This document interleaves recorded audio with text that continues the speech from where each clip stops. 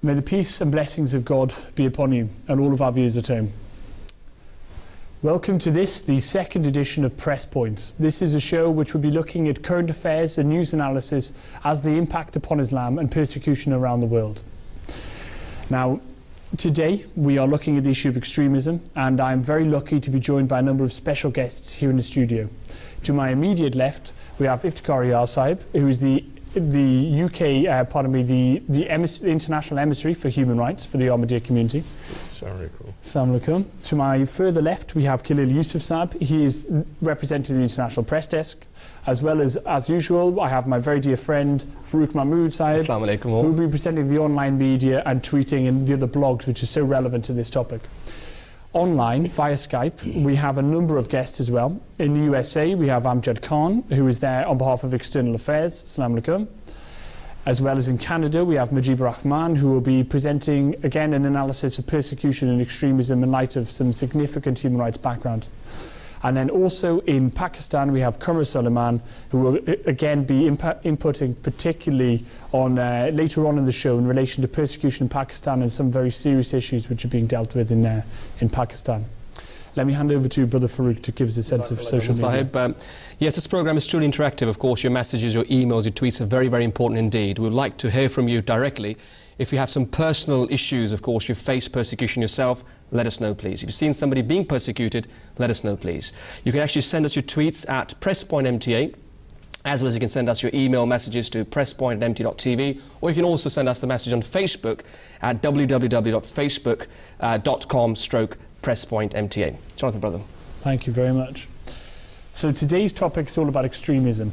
And we know now that this is most clearly an international issue of global significance, which needs to be dealt with and needs to be examined. So let's start with some of the headlines from around the world. So let's start with the gulfnews.com. We're looking here at a global forum which recently took place in Abu Dhabi, which brought together 29 different countries. And this was the third ministerial plenary of the Global Counterterrorism Forum. For me, an interesting thing about this story is the US were there, and they were talking about how particularly extremism is on the rise in some of the northern African countries, in the Maghreb, as well as in Mali, so something to consider later on. Then if we go to Europe, we have Reuters. We have here France steps up struggle against religious radicals. And tragically, this comes in after, just last March, we had a number of Jews being killed in France by somebody who very mistakenly believed he was acting in the name of Islam. Now, finally, we are able to go over to Kazakhstan, by the grace of God, to take a look at the Tengri news. And here we have a picture of, obviously, a number of riot police. And this is dealing with issues of extremism and terrorism. And the president is talking about how Kazakhstan will bring in new policies to combat terror and extremism, but on the other hand, to uphold religious freedom. So a very careful balance which needs to take place. Brother Farooq, what's been happening online? Yeah, the online media is also pretty busy, of course. The online community has been tweeting and blogging and all that sort of stuff. I've got a news here on HuffingtonPost.com, which is from David Cameron, who says who's warned over Islamic extremism on Southeast Asia trade mission. He went to Indonesia a couple of weeks ago, and he said that, let me be very clear, I'm not talking about Islam. Islam is a religion observed peacefully and devoutly by over 1 billion people. And let me also be clear, extremism is not only found amongst Muslims. He says further down that the extremists they try to turn Islam into a closed and warped ideology that is opposed to democracy. And he says, from Afghanistan to Iraq and from Bali to London, we have seen all too often that extremism feeds prejudice, persecution and dreadful acts of terror and violence. But one thing I'm not sure about, it sounds a bit like double standards there.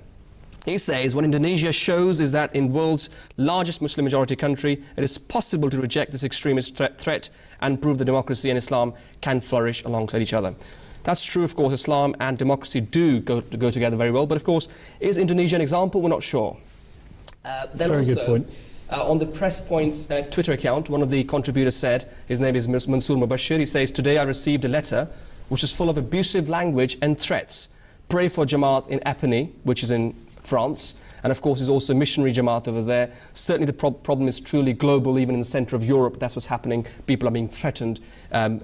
Epernay is in fact a town north of Paris, 120 kilometres up.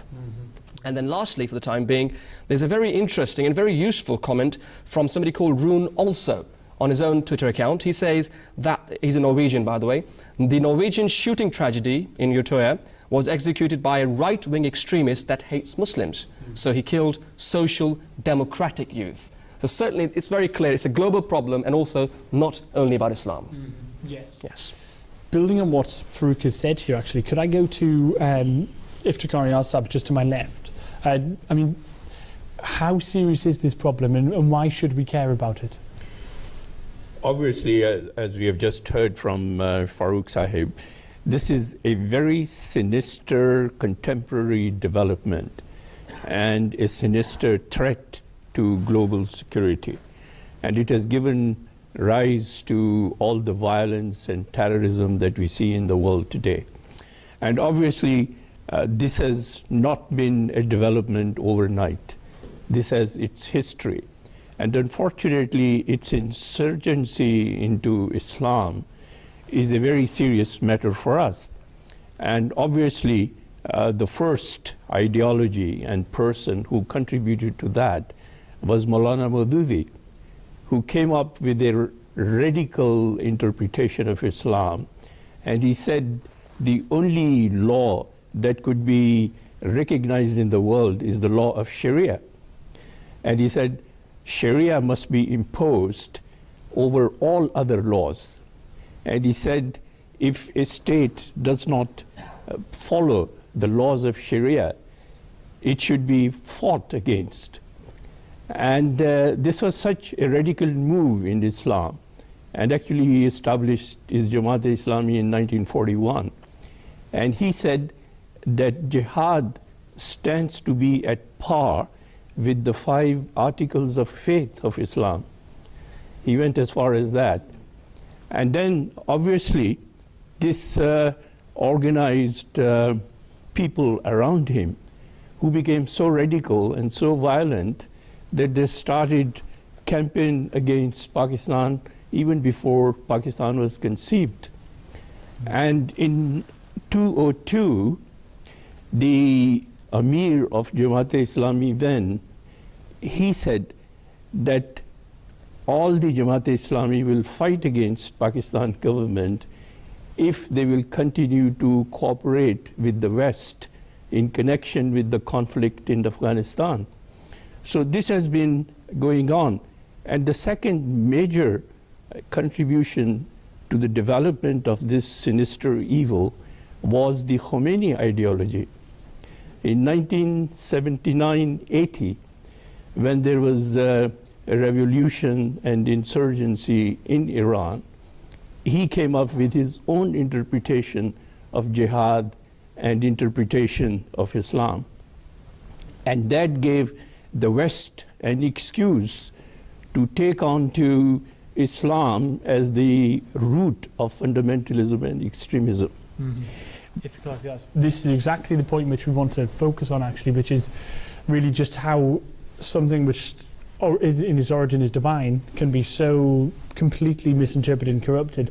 And actually, if I can come back to you on this point, and we have a VT which builds very nicely, and obviously it sort of gives us the most perfect exposition of it. It's Brother Farouk was in Europe this week because, of course, the Caliph of Islam recently gave an address to the European Parliament relating so closely to the issues we've just mentioned here, looking at how can we combat extremism and how can we build peace across the world. So let's go to that VT and let's take a closer look at the European Parliament event.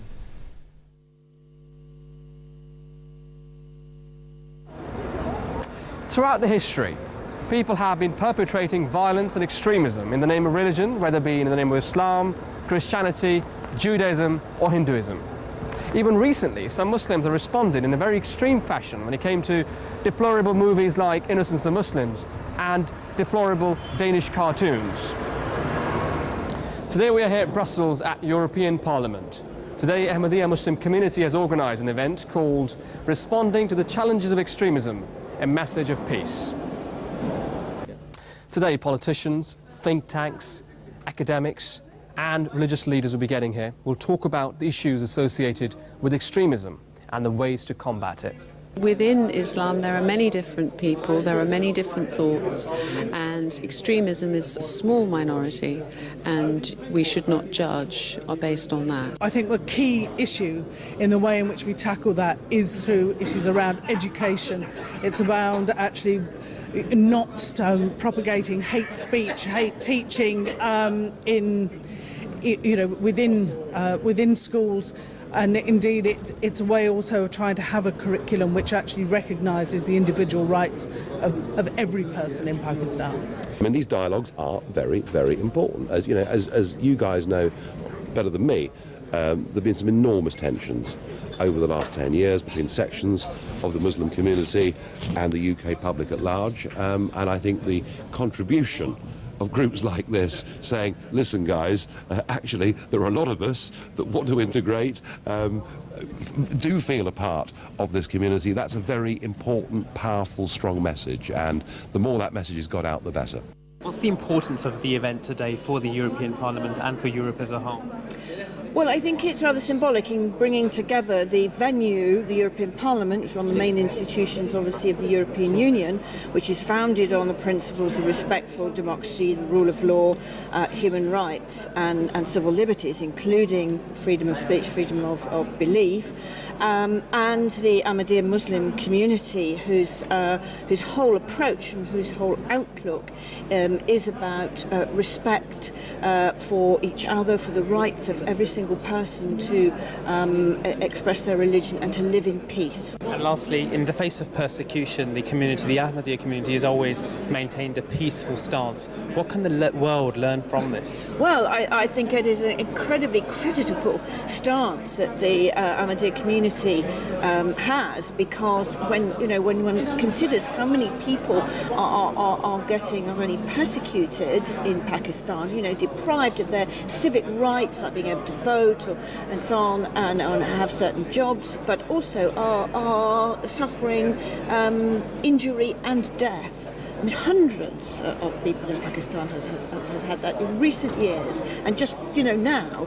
And I mean, the forbearance and the ability to suffer that kind of persecution and yet maintain the tenet of peace, love for all, hatred for none, is an absolutely commendable stance. Today's event will have a keynote address, and the presence of Hazrat Amir al-Mu'mineen, the fifth successor of the Prophet Messiah alayhi salam, he'll give us an address and give us a message of peace. As a community, we constantly draw the attention of the world towards the establishment of peace and security. In the modern world, we find that many objections are raised against Islam, and much of the blame for the disorder and strife in the world is attributed to the religion. Basic teaching of Islam is that a true Muslim is a person from whose tongue and hand all other peaceful people are safe. This is the definition of a Muslim given by the Holy Prophet Muhammad sallallahu alaihi wasallam. After hearing this basic and beautiful principle, can any allegation or complaint be leveled against Islam? Certainly not. Islam teaches that only those who use their tongues and hands to spread injustice and hatred deserve to be punished.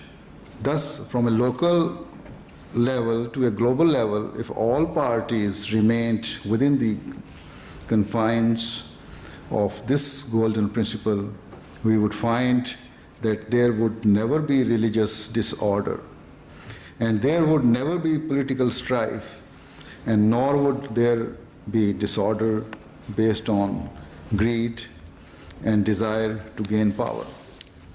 If these true Islamic principles are followed, then within countries, the members of the general public will safeguard each other's rights and feelings, and the governments would fulfill their roles to protect all citizens.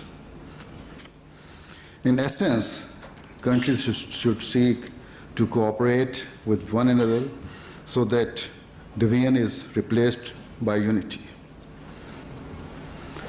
The European leadership needs to accept that this is the reality and understand it has a responsibility to establish mutual religious respect and tolerance. This is essential so that within every European country and between European and Muslim countries, an atmosphere of goodwill develops so that the peace of the world is not shattered. I pray that may Allah the Almighty enable the people of the world to rise above their personal interests and desire in an effort to save the world from the coming destruction. It is the developed nations of the West that hold the greatest amount of power in today's world. And so it is your duty above others to pay urgent attention to these matters of crucial importance. We've just seen the conclusion of a very successful event. The words of Hazrat Amir al-Mu'mineen were actually heard by so many people. Even the President of the European Union also came in for a short while. Certainly, the message of peace has been delivered.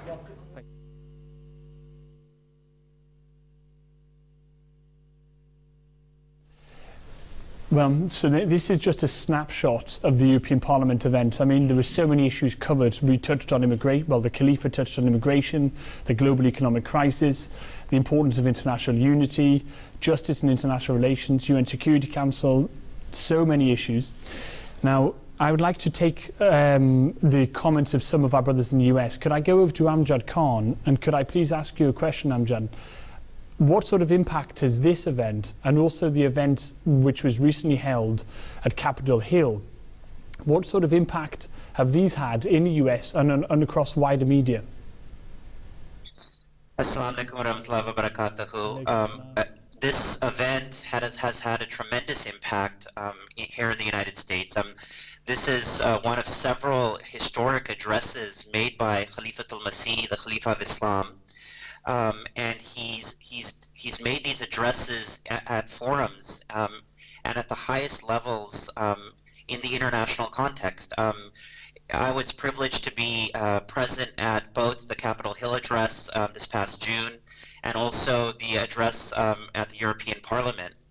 And the impact is as follows. There is this sense that there's a need for a Muslim leader globally to rise up and discuss these issues from an authentic and credible perspective. It's not that other Muslim leaders don't condemn extremism or that other Muslim leaders don't speak out on these issues. It's that Khalifatul Masih speaks from a perspective that is non-political. It is a perspective that is grounded in Quranic precepts. He speaks of the history, the true history of Islam, and the principles that he discussed in both of these addresses transcend politics. They deal with justice, they deal with reconciliation, they deal with mutual obligations, they deal with combating cruelty.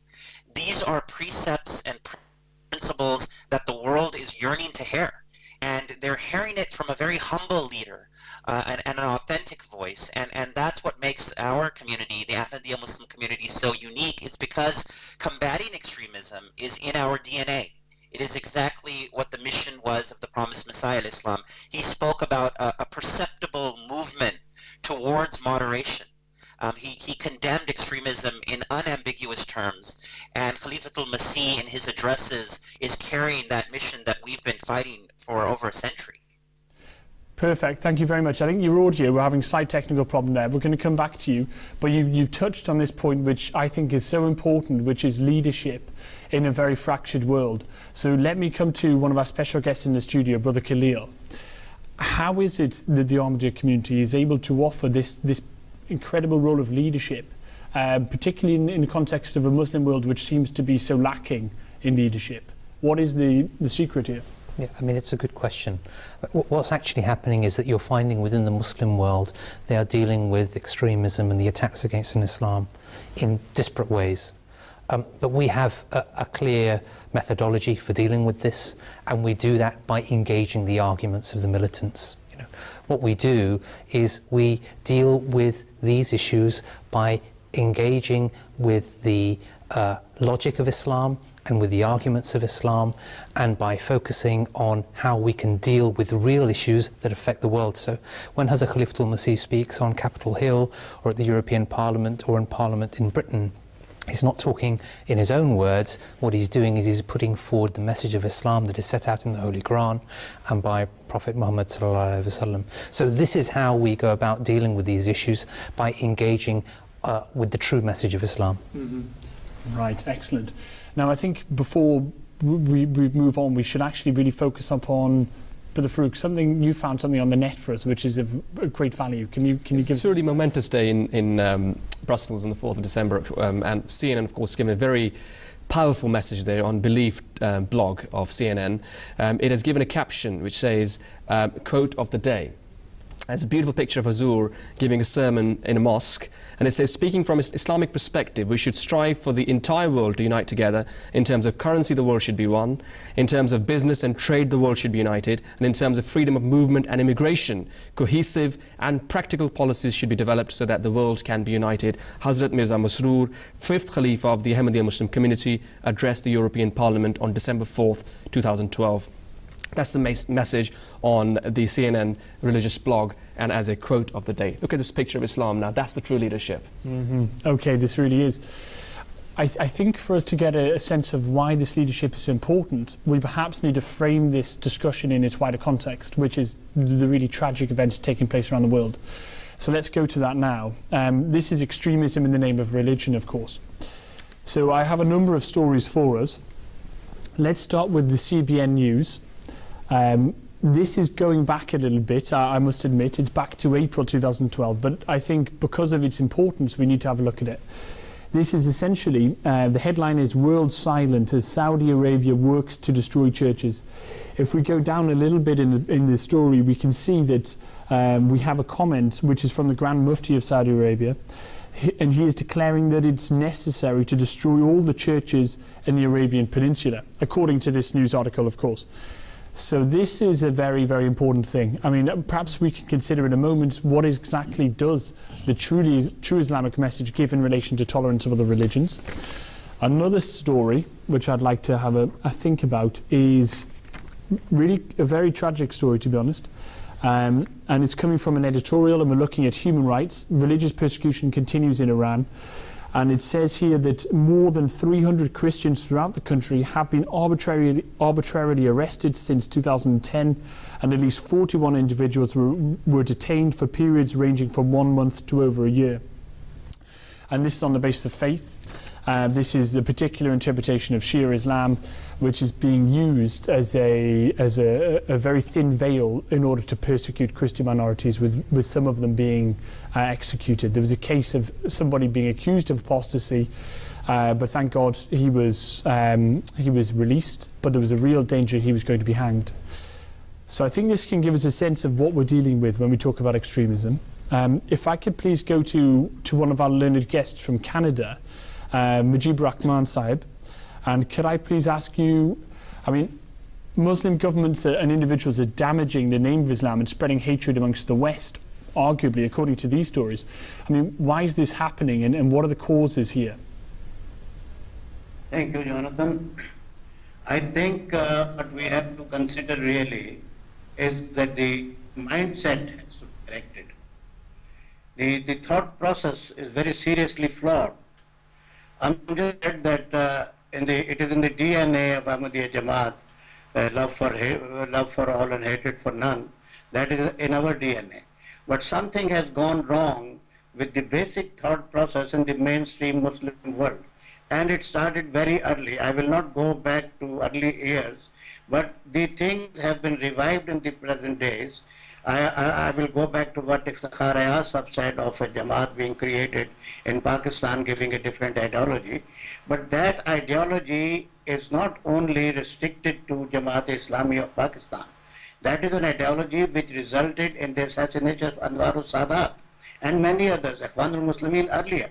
So that basic ideology, which is very much like the ideology of Kharijiyas in the early ages, it talks of the killing and assassination of Muslims, known Muslims and the Muslim governments in the Muslim majority areas, on the pretext that if a Muslim majority government does not enforce the Islamic law, then they have to be declared as apostate. A full philosophy of takfir has been developed. And that philosophy of takfir, that you have to declare apostate anybody who does not enforce Islamic law and therefore is liable to be killed. You remember what happened during the days of Hazrat Ali. The Khawarij said that Hazrat Ali is not a Muslim. So that philosophy has now been developed into a full-fledged philosophy, and these people refer to Imam Ibn Taymiyyah, wrongly of course, but they have developed a philosophy, and that philosophy is being indoctrinated in the minds of the young people in all the Muslim countries. So Pakistan was basically envisioned by the founders of Pakistan as a democratic country based on Islamic principles. Islamic principles are all right. But when you distort Islamic principles and you try to indoctrinate people and say that who does not, according to their own version of Islam, do not enforce Islam, they are liable to be killed. So that is the, and on that fatwa was Anwar Sadat was killed. And this is what is being done in Afghanistan, and that indoctrination is happening in Pakistan. And that has also traveled to Indonesia. Somebody talked about democracy in Indonesia. Where is democracy in Indonesia? The Indonesian constitution is flawed on that. Sukarno started with a very basic secular democracy, and he gave Panchshila, and then he had to very soon he had to recant. He had to go back under the pressure of the mullahs, and the pressure of the mullahs in Indonesia is for anybody to see. The way the Ahmadis were lynched in Indonesia. So it is in our DNA that we are peaceful people. We do not resort to violence. And what is the difference between the message of Hazrat Khalifatul Masih and all the other political leaders? Everybody seems to be aware that there is something very wrong, and we need to do something about it. But why is not something coming forward? Well, where is the difference? The difference is that Hazrat Khalifatul Masih, as Amjad Mahmood said, he speaks from a higher pedestal. His views are transcendental, and therefore he addresses everybody alike without any prejudice or without any fear. And then our philosophy is that we have to correct the distorted mindset. Yes. And that distorted mindset has to be corrected. It's not a political exercise. It is not a state apparatus. Najib Rahman Saib, can I ask, I mean, what you've given us here is some very essential knowledge, which is that it really seems as if this is a theological debate which has taken place and which has taken us away from what we would firmly believe to be the straight path of Islam. I mean, just to put this in political context, if I could perhaps ask this to Iftikhar Ayaz, Saib, I mean, what are Muslim governments, what role are they playing in the world today? We've seen the sort of the theological development, but what are Muslim governments in the Muslim world doing to combat extremism, and is it sufficient? I think their failure is very much based on their failure to agree on what true Islam is. And they do not have any leadership at all which can guide them and bring them together and rally them on one forum to believe in the true path of Islam, which was demonstrated by the Holy Prophet ﷺ in his own time, how to govern and how to take care of the subjects. Islam, I mean, as we know and the world knows, is a religion of peace, and this is what Hazrat Amir Mu'mineen has been focusing on and presenting to the world. And God Almighty has very clearly said, given principles, that if you want to live a life of harmony and peace, then observe order, observe balance, and keep on a moderate course in life. Not fundamentalism, not extremism. See, and this is beautifully expressed. And there is a saying of the Holy Prophet ﷺ that once 3 people came to ask the Holy Prophet's wives what was the quality and how did the Holy Prophet worship.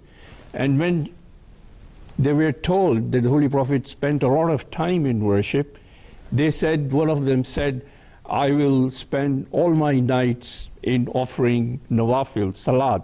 The other one said, I will fast for all my life and I will never break the fast. And the third one said, I will never marry, I will never touch a woman. And when the Holy Prophet ﷺ heard about this, he said, this is not the right way. This is not what God has taught us. Follow the moderate path. He said, I am so grateful and I seek Allah's forgiveness, but I also fast and break fast, and I also offer salat and sleep as well. So this is the course that Islam has directed. It's a path of moderation. It's a package of moderation.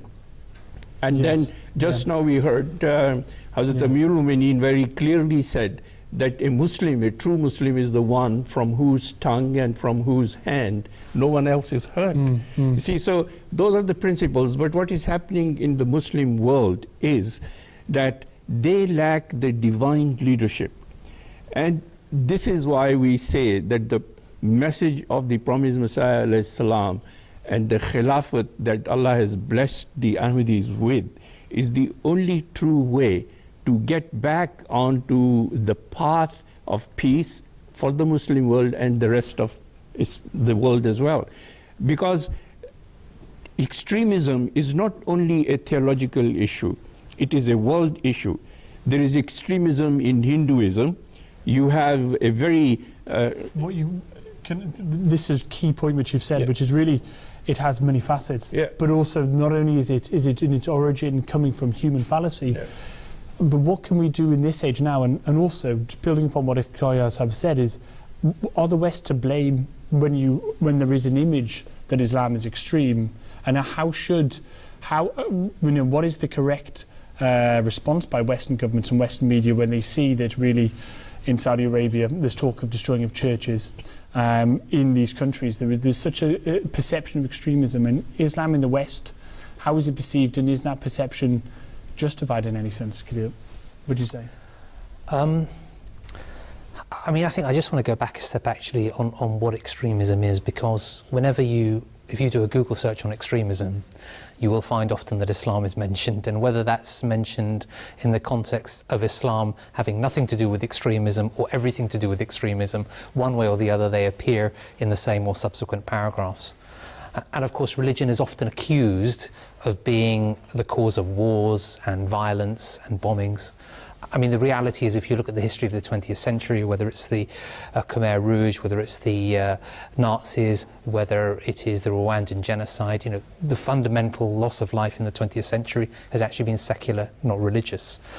And the answer to your question about how the West should deal with this is by taking a balanced approach. And I think this has already been mentioned in the context of this, but it is also about understanding what the fundamental legal obligations are, both for Western countries and for Muslim countries. So, you've got Article 18 of the Universal Declaration of Human Rights, of the ICCPR, you've got the African Charter, you've got the American Convention on Human Rights, ECHR. All of these talk about religious freedom, freedom of conscience. And so it's important that finds its way not just into law, but into the practice, both in the West and in Muslim countries. Okay. So, I mean, really it's calling for balance on all sides then. From what I'm sensing is that, in reality, for any Muslim, they must ascribe to true Islam, and for those in the West, they must seek the voice of true Islam, which in this era is the community of Ahmadiyya Islam brought by the promised Messiah, peace be upon him.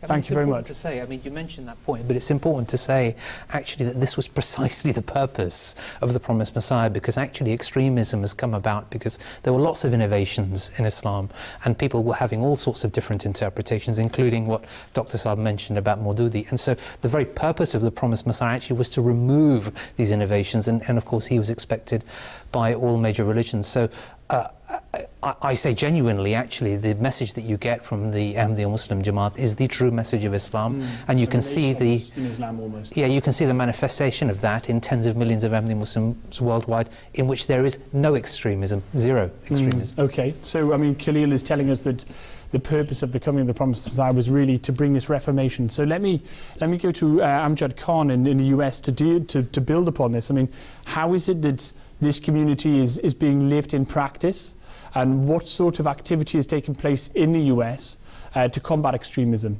If I can go to Amjad for that question, please. Yes, there's been quite a bit of activity in the United States to combat extremism.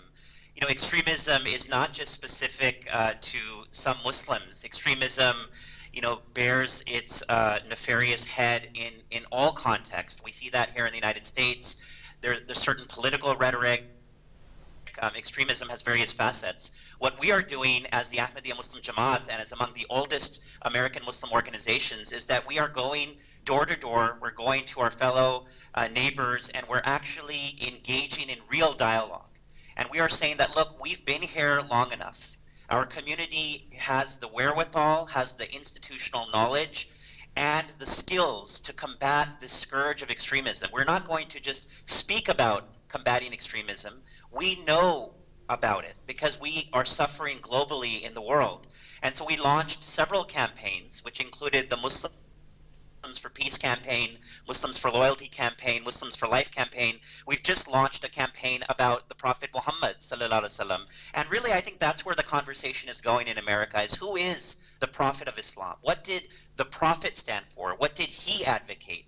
Was his view consistent with moderation? And we know that it is. But there's misinformation, and unfortunately, videos like Innocence of Muslims, they further the stereotype. So we, as the earliest Muslims in America, we are saying that we understand the example of the Prophet. We understand that we need to go and explain to you, our fellow Americans, what this beautiful human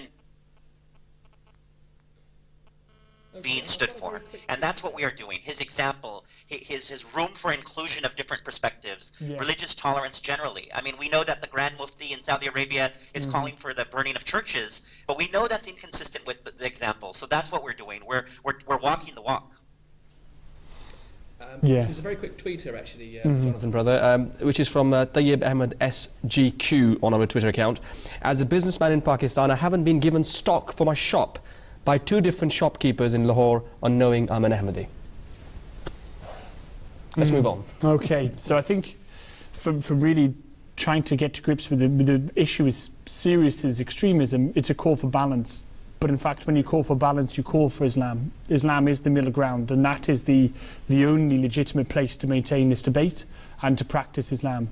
So let's take this forwards then, and let's think about how it is that extremism relates to human rights and fundamental freedoms, particularly with a focus on some of the abuse taking place around the world at the moment. So if I may, can I start us off with a few papers?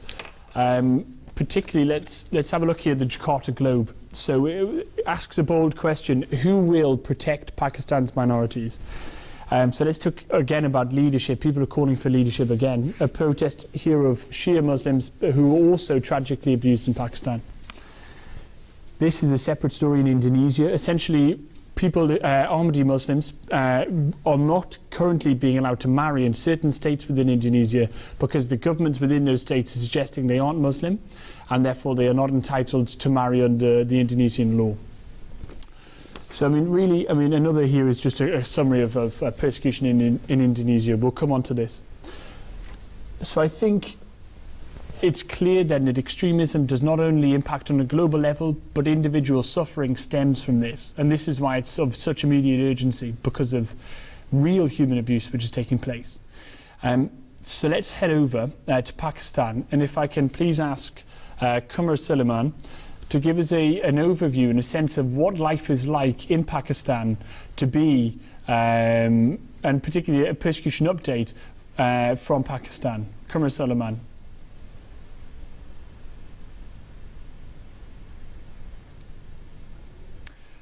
We have a slight technical problem, but now we're in. Perfect. So let me just come on, just to sum up that question now. It's really, what is the picture in Pakistan at the moment? How is extremism playing out in relation to human rights?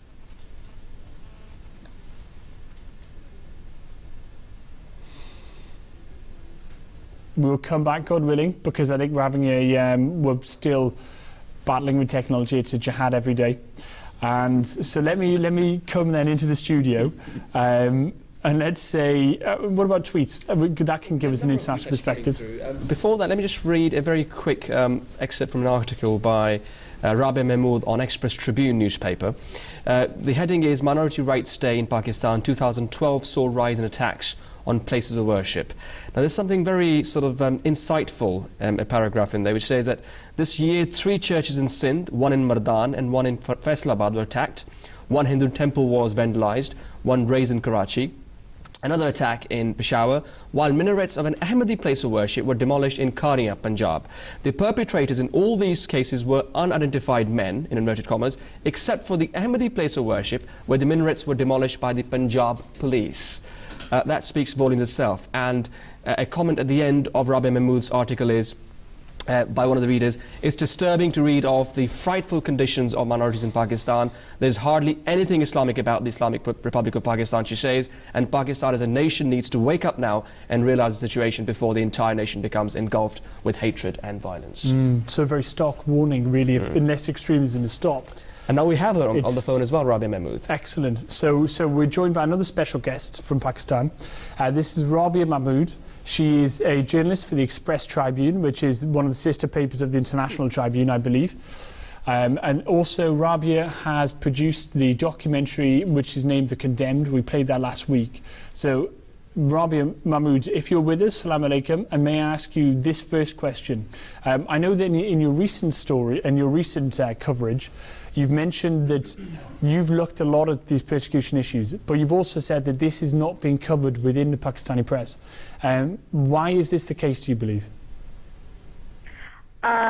Actually, it's when we talk about persecution of the Ahmadi community, you must have heard before, this has been repeated previously by other people, not just on your show, but otherwise as well, that the mainstream media, partially because of its bias and partially because of their reluctance to talk about this issue out of fear of security or backlash from the masses or the extremist elements, they do not cover these stories. And we do cover the English press in Pakistan, the newspapers, they do cover these stories, but not the mainstream media. In fact, with the story of the desecration of the graves, of the tombstones of the over 100 graves in Lahore, this was hardly covered by any mainstream channel, and the English press, yes, widely reported it. BBC Urdu service reported on it, but not the channels otherwise. And this is exactly, and the media's coverage was very less. And then we saw that there was hardly any notice taken by the authorities of this issue either. And I believe that if it had been any other minority community of Pakistan, they would have taken a notice, but not when it comes to Ahmadis. And some of the experts also, they believe that when it comes to Ahmadis, there is this fear. The politicians would not come outside and actually take notice. Maybe behind the doors they do say that this was this was unfair, but there's no condemnation of this incident either, no statement. So so like I said, the media is because of inherent bias, and we've seen this in the last 2 or 3 years. We've seen this. We saw this even in the case of the attack on the Ahmadi places of worship in Lahore on May 28th, 2010. It was the same story, that even for the sake of a photo op, nobody really showed up at these places except for a few people, except for the late Governor Salman Taseer and some senior officials which were sent by the government, but not at the places of the worship. The senior politicians did not show up.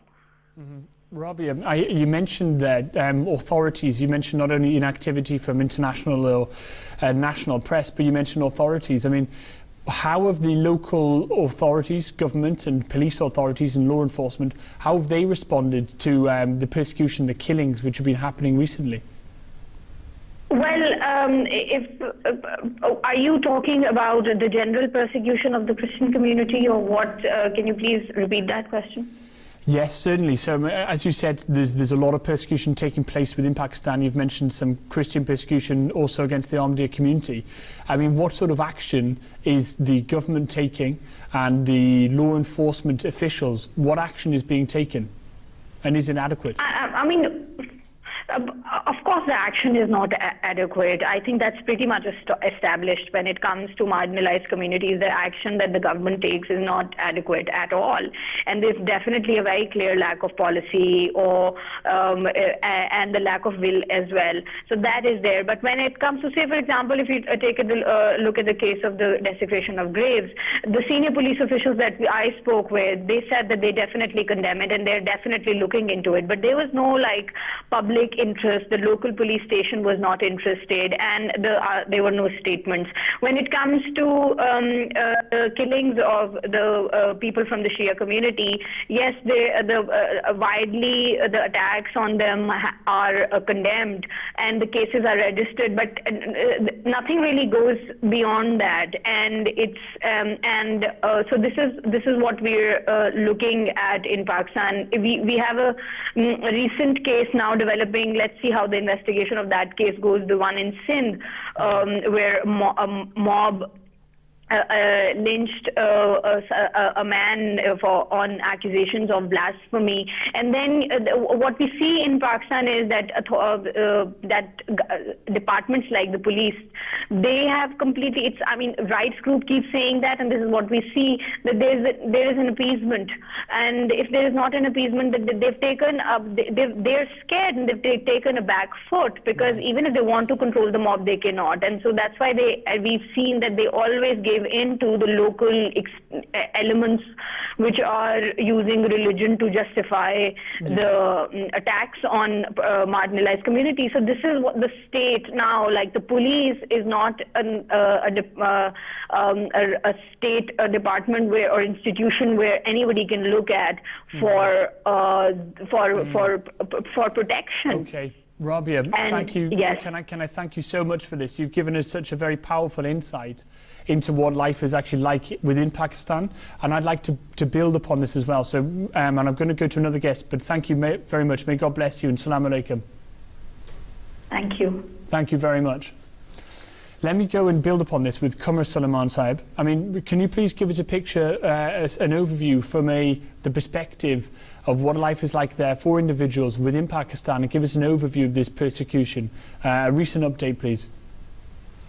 Assalamu alaikum.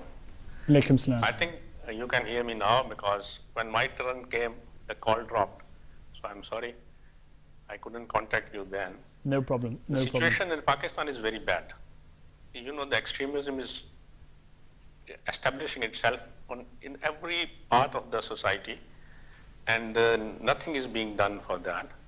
It's not a matter of minority. Now even the majority is suffering from that. You know, just recently, yesterday, a very famous politician is killed in a suicide attack. He was from ANP, that is a secular party. They claim to be secular. And then there are some polio workers, you know, they were administering drops of polio to the children. 7 women are killed in different parts of Pakistan, in Karachi, in Peshawar, in Multan. They are 3 different cities. So the things happening are very bad, and nobody is not only stopping that, but they can't even speak against that. As Rabia said, for us, you know, that's different. But for Christian, even there was, I think this month, a Swedish Christian worker who was 71 years old. She was killed by extremists. So it's not now the problem is not with minority, it is the problem all over Pakistan with the whole society. So unless and until the society stands against it, this will spread. Because sometimes I think, you know, there are finances. It's not an easy thing to spread extremism. It needs a lot of finances. There are movement involved, there are boarding, lodging, everything. So these madrasas are spending a lot of money on, they admit more than 1,000 students. Mm-hmm. And free board, free lodge. So who is financing them? I don't know, but this is spreading and nobody is stopping it. Can I ask you particularly, in relation to people's rights, people's fundamental freedoms, how much can individuals exercise their rights within Pakistan in terms of that individual experience? You know, in Pakistan, as far as the individual is most of the people concerned, the more decent people, right? But this mullahs, they suddenly starts making vitriolic remarks against somebody, whoever they want to, and then the people start getting poisonous against him, because there are some interest of mullah in that. In most of the case was not. Yes. Okay. Once again, we're still struggling with our line, but we have the blessings of being able to go and take a look online. How is this playing out in terms of blogs and tweets? Have you had any commentary? I'll keep it very brief because time is running out. There's only one or two brief tweets I'll read here. Nasir Ahmed says that besides Khilafat and Ahmadiyya community, I can't see any real steps to stop extremism throughout the world. And one more, where Sayyid Munir Ahmed says that one of the examples of extremism in Pakistan is showing Qadianism as a religion in the passport of an Ahmadi. Okay, well, and we've had the blessing of being able to prepare an interview with a senior journalist. Previously, he was former head of Urdu for BBC News. So let us go, the Urdu service, so let us go to an interview pre-prepared with Muhammad Hanif. And this again gives us a deeper insight into Pakistan, persecutions, issues and extremism in what is one of the largest Muslim countries in the world. Now we're joined by Muhammad Hanif Sahib, the former head of the BBC Urdu service in London, a prolific writer and journalist. Mr. Hanif is now living in Karachi, where he is a prominent journalist. Thank you very much for joining us, Mr. Hanif, and welcome to the show. Thanks for having me. First of all, my question is going to be about the situation in Pakistan. Of course, if you look at the Pakistan that Mr. Jinnah had a vision for, it seems like it's a totally different place now to live, isn't it? Well, I think the main problem is that there is no agreement that what Jinnah's vision was for Pakistan. Even historians coming from different schools of thoughts will give you a completely different vision. Jinnah was a politician, and he was in the midst of this great struggle. But basically, he was a politician. And he was dealing with a number of constituencies. So, like most politicians, he might have said different things, different people, and obviously people like to quote from whatever they agree with. So we are always reminded by this small liberal minority that this is what he said on the 11th of August, where he said that citizens are free to go to their mosques and temples and wherever else. Now, of course, the Ahmadiyya situation, as you know, has been pretty sad for the last 30-odd years now. What do you think is now the future going to be for Pakistan? Of course, 38 years ever since they were basically declared non-Muslims. And even recently your Prime Minister said, Raja Pervez Ashraf, that the government has been very progressive and it's been protecting the rights of women, children, minorities and marginalised sections of society in his speech during the celebrations of Human Rights Day. Do you think the Ahmadi situation has been ignored altogether by the Prime Minister? Yeah, I think not just by him, but by everyone, including the media and including every single politician that you have in the country. So that is quite obvious. But in a strange kind of way, the Prime Minister might be speaking the truth, rather than trying to bring in legislation which in future will have some kind of impact. Because you have to realize that the kind of persecution that you're seeing now, the levels of persecution that you're seeing now are results of policies which were implemented 30, 35 years ago. So these things take, sort of time. If you put in kind of bad discriminatory policies, you'll find out after 20, 30 years that what kind of society you've created, which is what we're seeing now. So if somebody starts to put in the right kind of legislation, if they try to do away with this criminal discrimination against people who they say are non-Muslims, I think even those policies, and there will be bloody resistance if they try to do it, and even if they manage to do it, it will still take a couple of decades for anything kind of positive to happen. So why is the Pakistani media quiet by and large? I mean, why does the otherwise very active and very outspoken Chief Justice has been very quiet? I mean, he takes suo motu action for any trivial issue. Why do you ever not hear him say anything about Ahmadis? Well, because media and judiciary and the other state institutions, as I said, I mean, nobody can live in an island. I can't tell you that the society is becoming very sectarian, but your institutions are completely non-sectarian, or your media is completely unbiased against this sect or that minority. I mean, that just cannot happen. So I think you are seeing the same problems that you see within the society. If Shias are being killed here, I don't see very many Sunnis out in the streets protesting or trying to protect them, right?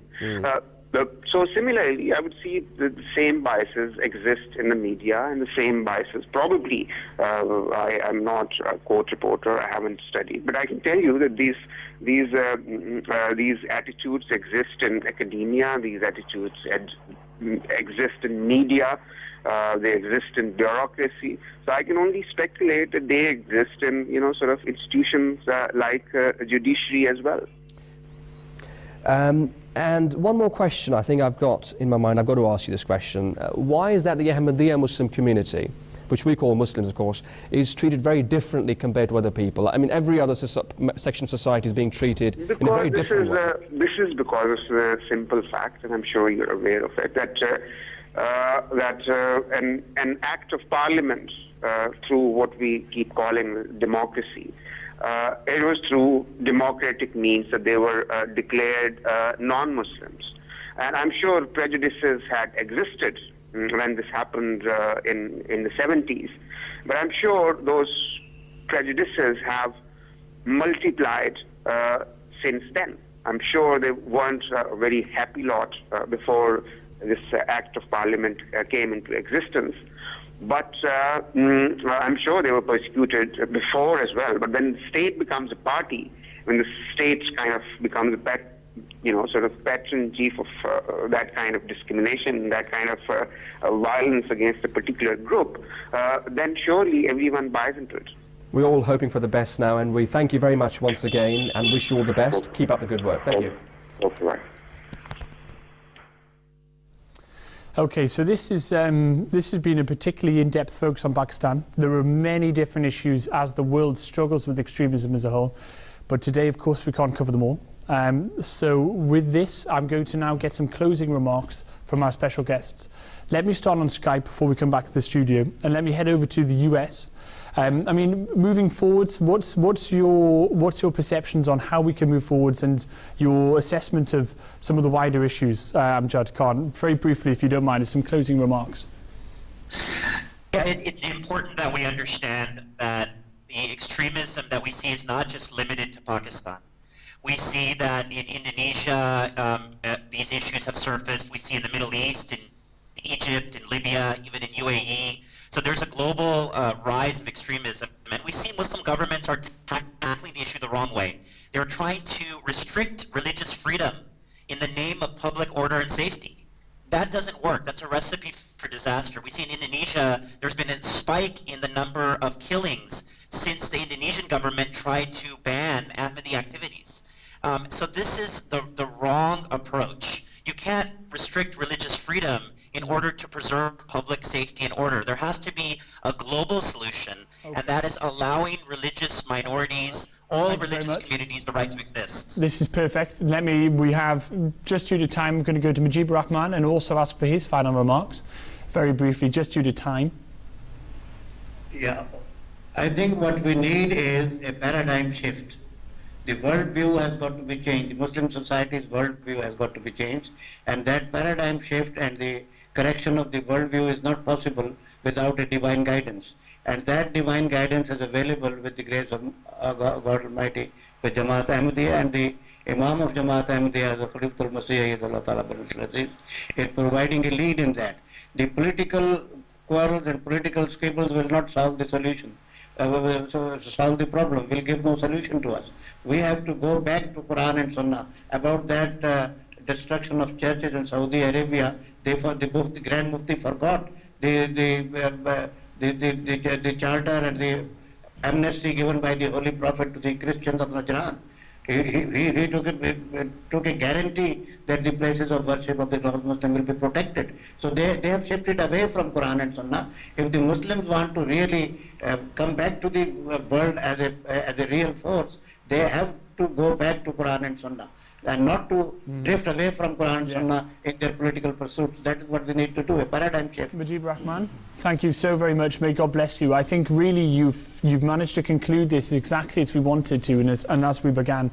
It's time to go back to the basics, go back to the original scriptural teaching, go back to the Word of God, which we as Muslims believe is most perfectly expounded in the Holy Quran.